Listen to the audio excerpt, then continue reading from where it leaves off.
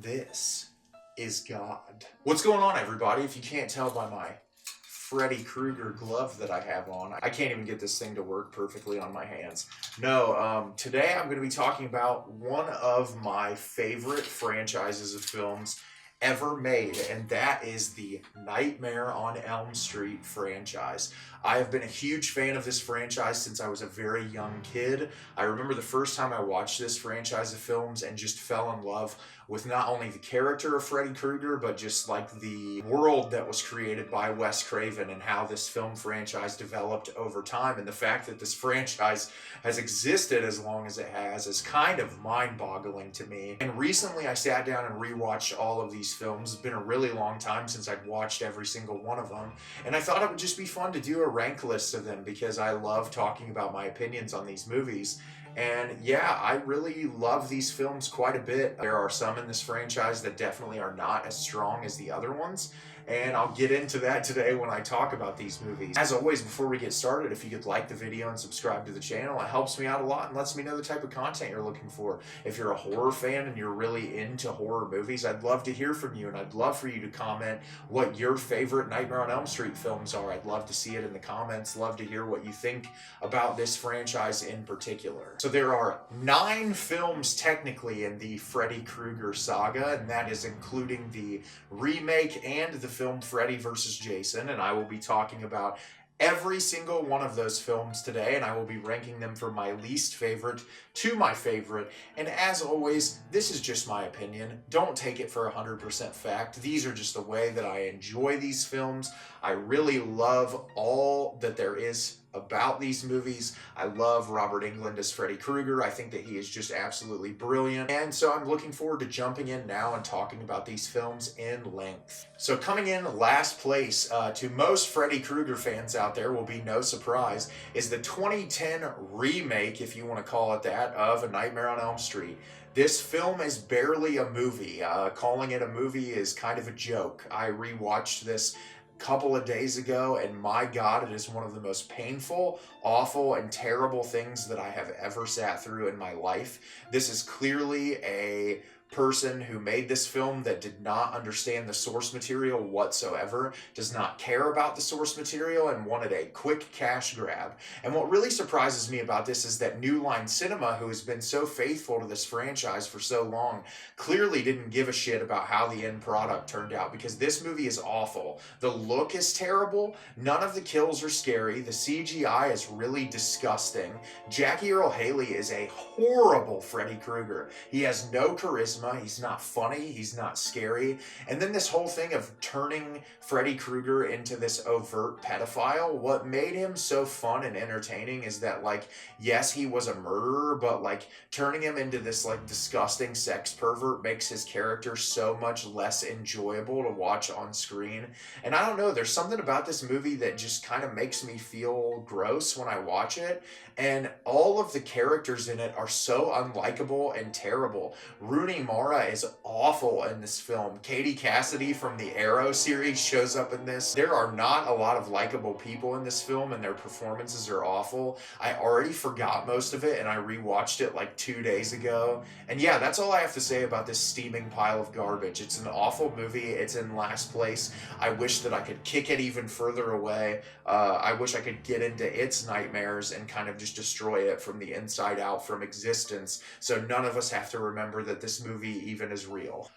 Coming in 8th place is Freddy's Dead: The Final Nightmare. So I remember liking this more in my youth, and I rewatched it recently, and it was kind of tough to get through. So what I really like about the Nightmare on Elm Street franchise is Robert Englund's character, as the time went on, kind of got goofier, but in a way that his goofy, cheesy nature mixed with the really dark, disturbing elements of Freddy Krueger's character just kind of blended to make this perfect and wonderful atmosphere that I loved. This movie kind of takes the camp up to like 10,000 to where it's almost impossible to be scared by anything in this movie. It's just kind of like dumb. And the problem that I have with this is there's so much of the runtime that doesn't have Freddy in it, that's just the kids, and the kids in this movie are not really interesting. The new incorporation of this character, Maggie, she's not really that interesting. Her whole plot arc is kind of strange. I feel like the third act showdown in this movie is over really quickly, and it just kind of pulls away from anything interesting that could possibly happen in this franchise. I am not a fan of this movie. I feel like there are elements that are still there that I can like, as far as some of the kills are really unique and interesting. I really like this whole thing about Springwood being this kind of like abandoned wasteland in this film. I like the whole, like, the kids drive in and they're abandoned in this place. That whole element of the film I think is really interesting, and I liked that part of the movie, but I feel like so much of this film is just spent doing a whole lot of nothing, and it's really boring, and the characters aren't interesting, and I don't know. It's really upsetting that the last film in the franchise is kind of just this bland. I mean, obviously we had Wes Craven come back for a new Nightmare, but like as far as like the initial structure of what a Nightmare on Elm Street film is, this is really disappointing to me, and it's very forgettable. Coming in number 7 is Nightmare on Elm Street, The Dream Child, the 5th installment in the franchise. Alice is back in this one. I really love Alice in the 4th movie. I think that she's a great character. She's fun to follow, but this movie suffers from the same thing that the 6th film does, and that it is just really boring, which if you're boring as a Nightmare on Elm Street movie, you have done something wrong. I think there's a lot of really inventive kills in this movie.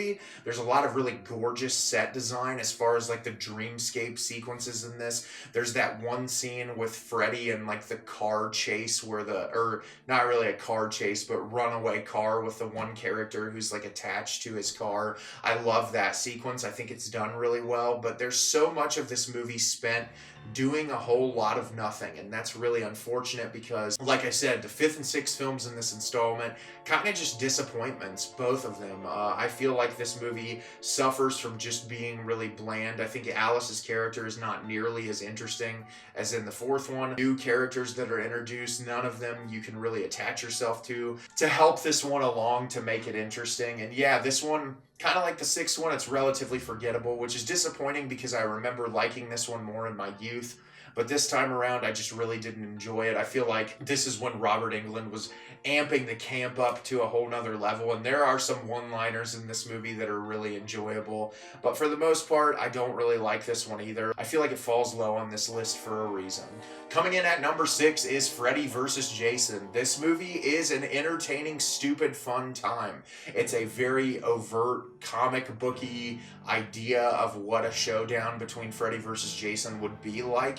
I feel like the confrontation between the two of them is a lot less than a movie like this should have. It's much more focused on the kids, but I feel like compared to a Friday the 13th film or a Nightmare on Elm Street film, this feels much more like a Nightmare on Elm Street film than it does a Friday the 13th film, because so much of it is Freddy's manipulation of Jason's character to do the killing for him, because all of the people have kind of forgotten who he is, and so he utilizes Jason as this vehicle to start getting kids murdered so that people think that Freddy's back so he can kind of reclaim his powers. I love seeing Robert Englund after all this time come back into the character and still own it. He has so many great one-liners in this film. This film kind of takes away from the fun practical effects elements because it was done in the time period that it was. There's a lot of like hokier CGI moments, but there's also some genuinely scary moments in this film. I remember the scene with all the kids in like bandages in the hospital room. That's really terrifying. There's a lot of moments in this that are really memorable, and I love the goofy scene where the two of them fight and like the Freddy throws Jason up at one point and hits him like a pinball machine. I love when things kind of take you back to the best parts of the original franchise. And yeah, this movie is really entertaining. I think it gets a lot of shit. It's definitely not as good as it probably could have been in a different filmmaker's hands, but I think it's a lot of fun, and people just don't, give this movie enough credit, and it falls at this place on my list for a reason. Coming in at number 5 is A Nightmare on Elm Street Part 2, Freddy's Revenge. This movie I feel like has made kind of a resurgence over the past couple of years because of the documentary on Shudder called Scream Queen. Obviously this film has been talked about for several years because of the really overt tones of homosexuality that exist through this film and how the lead actor is and has always been an out homosexual for a very long part of his career. And I think that makes for a really fascinating kind of backstory to this movie. And this is a very gritty Nightmare on Elm Street film. I feel like it's very dark. It has a lot of dark tones. I think the problem I have with this movie is it's kind of boring, unfortunately. There's a lot of parts of this film that I feel like could have been trimmed down. There's really good psychological buildup into our lead character and what's going on in his own mind. But the problem is so much of it is just really repetitive. It's over and over again, the same sequences of him kind of falling asleep in his room, wandering around, running into Freddy, falling asleep, running into Freddy, and it's like Freddy kind of toying with him about becoming the monster, essentially helping him get back into Springwood so that he can torture these kids. And I do love the third act showdown in this movie. It's really entertaining. I think it has some questionable ideas of homosexuality and in its portrayal that kind of make it a sort of weird watch. Actually, like, I know that there's a lot of like taking the power back for this film, and you know, a lot of people in the queer community have kind of taken it back and said like, yeah, we're going to claim this film. But I think some of the ways that it's portrayed are a little bit on the questionable side. I know the lead actor has said before that if they wanted it to be a portrayal of homosexuality, that he would have really kind of leaned into being more queer, even though there's like that dance number scene in this that's like really over the top, and then there's like the gym instructor at like the BDSM bar, and there's a lot of things. I love the like demon-y dogs in this movie. I really like Freddy being this really just kind of like menacing character like he is in the first film, but it's just so bloated and there's so much of it that just could be trimmed down to even shorter. I feel like the runtime isn't utilized to the best of its advantage, and that's what really kind of sets this film a little lower on the list for me, where I know that a lot of people have really grown to fall in love with this. I was hoping that I loved it even more this time around, and obviously it falls above a lot of the other films in the franchise, but I still think that it's one of the weaker installments that could have been a little bit better if the script was reworked a little bit. So we're in top 4 territory now. I love all of these films a lot. I think all of them are 5-star films for me. They're movies that I watch over and over again, and I'm looking forward to talking about them now. Coming in at number 4, which might surprise some people, is Wes Craven's original Nightmare on Elm Street. I love this movie. I think it's the quintessential slasher film. There's a lot of movies that I feel like kind of set the tone for what a slasher movie should be, and this 100% does that. I think what kind of sets this one a little lower is Robert Englund hadn't fully come into the Freddy character yet. There's that really sadistic tone and mood that he sets, where like the scene where he's cutting his fingers off. I think that the kill in the bedroom in this film is one of the best kills in horror movie history. It's one that kind of is just embedded in my brain. I think why this one falls a little bit shorter for me is the repetitive nature of this film. There's a lot going on where it's just like, I saw this guy in my dream, he had claws for fingers. Oh, it's Freddy Krueger. Oh, who's the man in the sweater? And it gets a little repetitive, but it's something that I can kind of forgive because I love the content of the movie so much. But I think that's why it falls a little shorter on this list for me. I think there's so many iconic moments. Obviously, this is when we're introduced to the iconic theme for Freddy Krueger, the 1-2 Freddy's coming for you amidst the score number in this. I really think that this movie builds tension really well, and there's so many great dream sequence moments. I love the scene with the body bag dragging across the floor in the school when Nancy falls asleep. I really love Heather Langenkamp. I know there's people that think she's not a great actress, but I think she's perfect for the Nancy character. And anytime she shows up in one of these films, I love her performance. I think she's so committed to this. I love John Saxon as the dad. I think that he is so great. He comes into play multiple times throughout this franchise, and every time he shows up, I get super excited to see him. Johnny Depp is phenomenal in this movie. I feel like he's the best character. He comes across as the most like believable kid going through this circumstance and kind of reacting the way I feel like a kid would actually react in this circumstance. And there's so many great moments. violence. The ending of this film is just kind of dumb, and I know that it was to open up New Line Cinema for all these other sequels that have existed, but it's just an iconic movie that everyone needs to watch. I'm sure everything that could be said about this movie has been said, but it's coming in number 4 on my list. Coming in at number 3 is Nightmare on Elm Street 4, The Dream Master. I've said this multiple times about this movie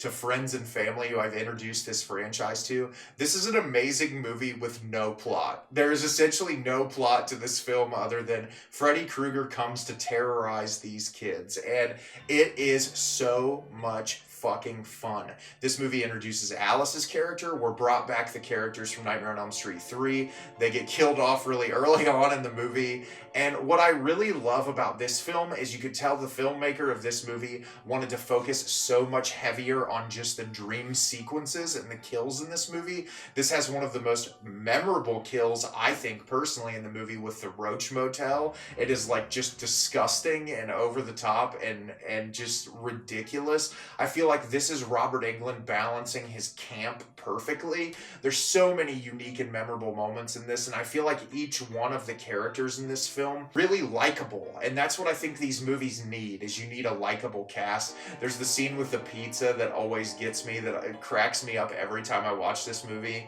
and I think Robert Englund just truly is like on his unhinged self. The balance between him and Alice's character is really great. I think this is one that on revisiting I just enjoy more and more. I didn't remember it much when I came back around this time. I remembered liking it, but this time watching it, I loved it. I was just so immersed in it, and it was so much fun, and that's what I think you need in a Nightmare on Elm Street movie. You need fun, over-the-top kills with like some goofy Fred Krueger one-liners, which I feel like this movie is ladled with. His one-liners, just my favorite one-liner being in the third film, but he's so punny and dumb, and this movie really kind of just takes into effect like, okay, we've established this world, we know who Freddy Krueger is, and it's much less of like, oh, I've seen this guy in my dreams, he's killing me, and much more about just like, let's go into relentless back to back to back kills, and it's just from the start so intense, so well done. The only thing that I'm upset about with this film is that they couldn't get Patricia Arquette to come back at the beginning of the movie. I wish that she would have been able to come back and reprise her role. But aside from that, this movie is so much fun. I could talk about it forever, and that's why it's number 3 on my list. Coming in at number 2 is going to be Wes Craven's A New Nightmare, a film that I think is better than his original installment. I love Wes Craven. I love Wes Craven's meta nature to his personality. I love that he's constantly kind of challenging himself when he was alive to create these films that are kind of subversions of your reality. And I love this whole idea of like Heather Langenkamp playing herself in this movie and just like dealing with Freddy Krueger becoming a reality in a world where he was a work of fiction. And this movie really just kind of exceeded my expectations in every way when I saw it the first time, and watching it again this time around, I am just obsessed with it. I feel like it's a movie I could watch over and over again. I love that you get John Saxon coming in. I love that Robert Englund's playing himself. I love that Wes shows up in this movie. And what I really like the most is Heather Langenkamp's portrayal as a mother. And I think that she does a phenomenal job of like, she's trying to keep her child sheltered from what's going on with these films and kind of the impact that this world has had on her. And when it starts to bleed into reality, how much it affects her psyche. And I feel like this film is almost less of just a straightforward horror movie and much more of a psychological thriller, because we're in Heather Langenkamp's mind and how this is kind of warping her, and like everyone around her, like she talks to Robert Englund so many times and Robert's like, Heather, it's just a character, it's not me, I'm just a character. And I love how grisly and disgusting the Freddy Krueger looks in this movie, where it kind of grounds it in reality of like, yes, he had this specific look in the franchise, but let's change him to make him feel like a fabrication in your dreams. And I love that Freddy is utilized in this movie only in the instances that he needs to be there. He's not an overwhelming presence. He's always kind of lingering in the background, to where you as the audience member have to discern, okay, is this really happening, or is it just a product of Heather Langenkamp's imagination? And there's so many amazing sequences in this film. You get kind of a rehashing of the first films. The babysitter in this one is kind of dragged across the wall And there's a lot of really great moments. I love this whole thing of like under the sheet and crawling into the dream world. I loved the sequence at the funeral. I think there's so many great moments in this movie. Robert Englund obviously still has his kind of unhinged Freddy nature in this. It's a little more pulled back and subdued, I think, because Wes wanted it to come forward as much more evil and maniacal. I think the third act showdown is really great. A couple of hokey moments in it, but I love New Nightmare. I think it's such a phenomenal movie, and I'm glad Wes was able to kind of go out with a bang in this franchise and give Freddy the ending that I think he justly deserved. Coming in at number 1, if you've been paying attention, is Nightmare on Elm Street 3: The Dream Warriors. One of the best horror movies ever made. I think that this is just an incredible movie. This is a film that I could have done an entire hour-long video on just talking about, but I'll go into brief detail as to why I love this movie so much. Number 1, Patricia Arquette. She is phenomenal in this movie. Every single one of the kids who is introduced in this film is amazing. I love the backdrop of a psychiatric hospital. I love that these kids are already being scrutinized because of where their heads are at and how they're already being judged. I love how each character has a very specific persona to them. I love the kid who can't talk, but when he's in the dreams, he is able to speak. I love the girl who was the drug addict. I love how you get all of these different characters who are perceived through very different lenses, and that each one of them, their kill sequence or their fight with Freddy Krueger is done in a way that kind of elevates those personality traits to an extreme level. The showdown sequences in this are the best of the franchise. They are so well thought out. There's so much thought, effort, and time put into it. I love the internal struggle of Patricia Arquette's character. I love when she finds out about this ability to connect with people through their dreams. And sure, it's hokey. It has its moments. There's a dancing skeleton at one point, but it's a fucking horror movie from the 80s. Like, what else do you want? It's gonna have some goofy moments, but it also has some really grounded, horrifying elements. I love that this film, when it explores the backstory of Freddy, which I haven't really talked about because I don't think it's super important, the backstory of Freddy in this film is so fascinating, and I love how it's not executed really ham-fistedly. It's really well done. I know Wes Craven wrote a draft to this script. He didn't end up working on it or writing it. I think Frank Darabont also wrote part of the script in this film, if I remember correctly.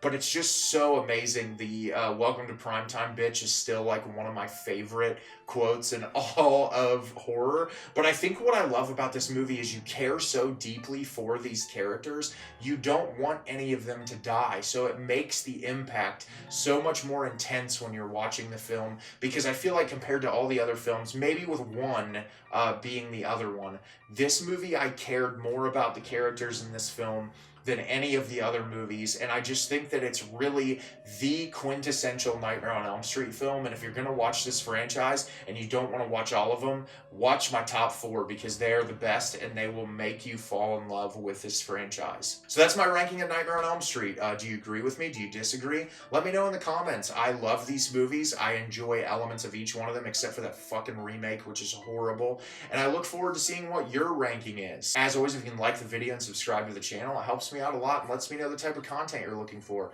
I'm always putting out new material and look forward to getting more out for you in the near future. And as always, everyone, thank you so much for watching and have a great rest of your day.